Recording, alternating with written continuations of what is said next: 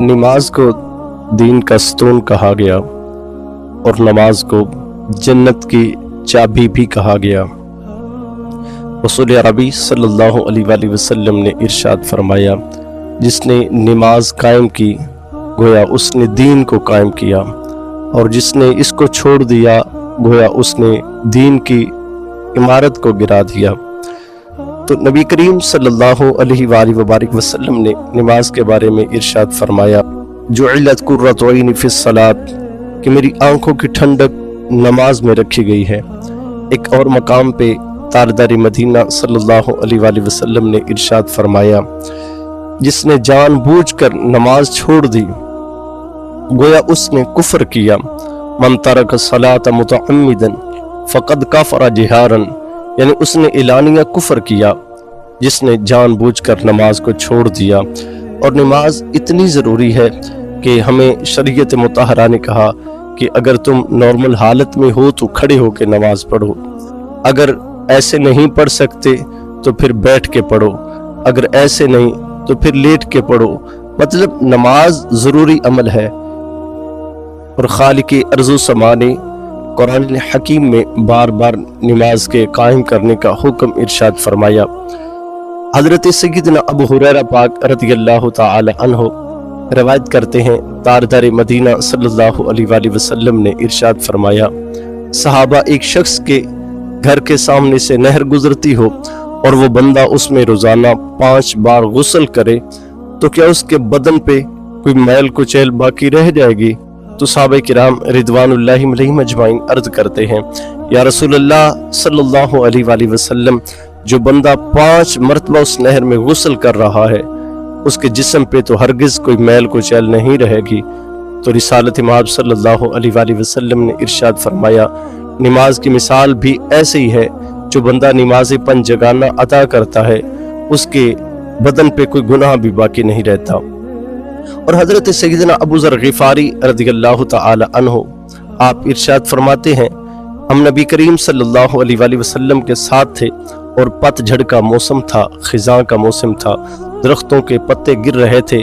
तो नबी करीम सल्लल्लाहु अलैहि वसल्लम एक टहनी के पास तशरीफ लाए और हुजूर ने उसको हिलाया तो उसके पत्ते झड़ना शुरू हो गए।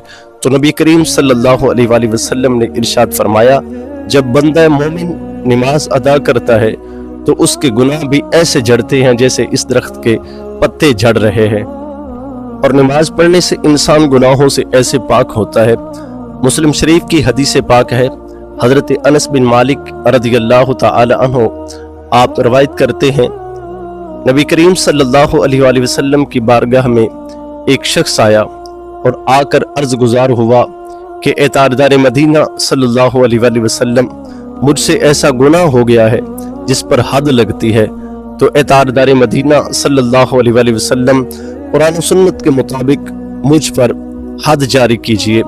तब तक नमाज का वक्त हो गया तो रसूल अरबी सल्लल्लाहु अलैहि वसल्लम ने नमाज अदा की, हुजूर ने इमामत फरमाई और सहाबा किराम ने हुजूर की इक्तदा में नमाज अदा की।